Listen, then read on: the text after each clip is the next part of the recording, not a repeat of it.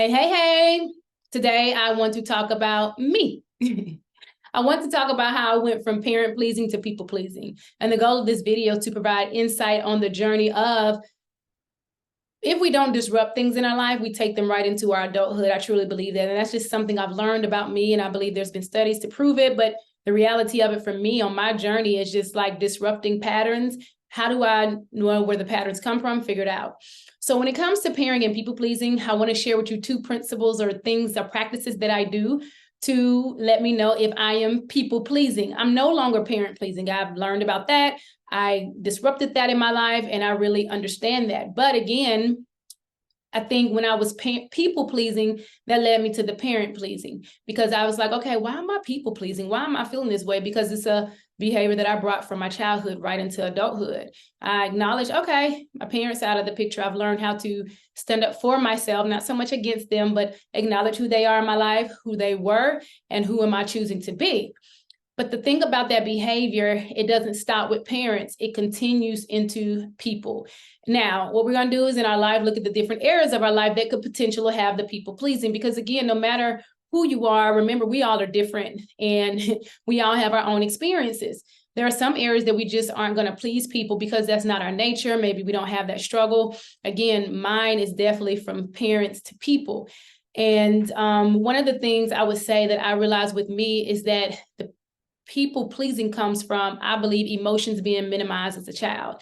I didn't feel seen. I didn't feel heard. I didn't feel like my beliefs and thoughts mattered. So when your emotions are minimized, you want to be heard, you want to be seen, you want to be felt. And so you take that into your adulthood. While those are healthy things, all humans have those, I would say, needs, but it shouldn't be a need that's an unhealthy behavior and a pattern. So the two places and spaces are two things that I do to realize, okay, am I people pleasing in this moment? I want a disclaimer. I know that I have, one may say, I like to give. In my background, I've shared, I'm an educator. That's my desire. I like to share through, I would say, empowering young people, empowering myself, empowering my friends, my family, my husband, my kids. That's my natural energy, people that I meet. And that's not something I'm going to ever, I feel like, minimize or dissolve about me, because that's truly who I am. I do enjoy that. And I'm not talking about also showing up and being present for people and helping people out. Human acts of kindness, that's not what I'm speaking about. I'm not saying not using our manners, or that's not people pleasing. That's called being human. Those are understanding who you are and how you like to give value to yourself and others. I am speaking about behaviors that actually come from these two areas that I'll say. So number one, when, let's just say you're invited to an event. Me, naturally, before I was on this journey and understanding what this meant, I'm just naturally like, oh yes, I'm coming. Especially if it's a social event, because that's my nature. Like, I like to be around people. I like to have a good time. I understand the things that make me feel well, and I like to do by myself. There are certain things I just like to do alone, but naturally, I like to go to social events. So one thing, and helping people, I remember specifically an area in my life, it was actually a family member who, we were in a very tough space in our relationship, and I was struggling with the relationship big time at the time.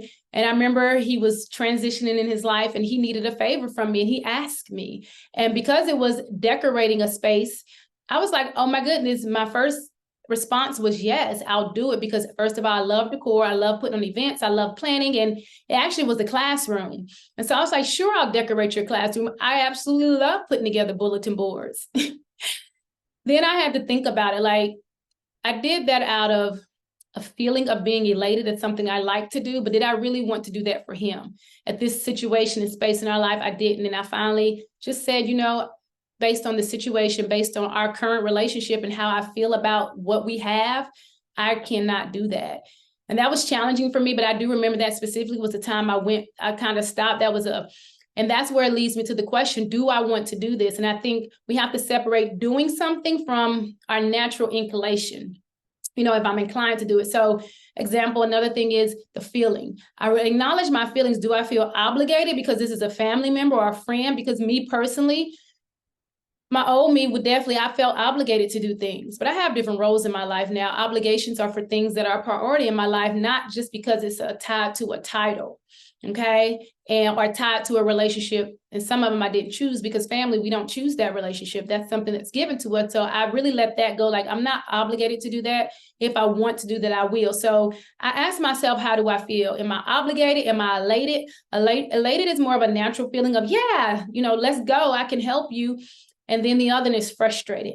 And frustration is a feeling of kind of feeling overwhelmed, like, okay, I'm gonna do it, but I got so much on my plate. And when I start thinking about those three emotions, because those are the three emotions that I possess, that I feel like I use when it comes to people pleasing, it helped me. So I would say definitely go within, think about the emotions that you feel when you are offered to do something, or when it's something to do, whether it's in your family, whether it's at school, whether it's at work, whether it's in a relationship.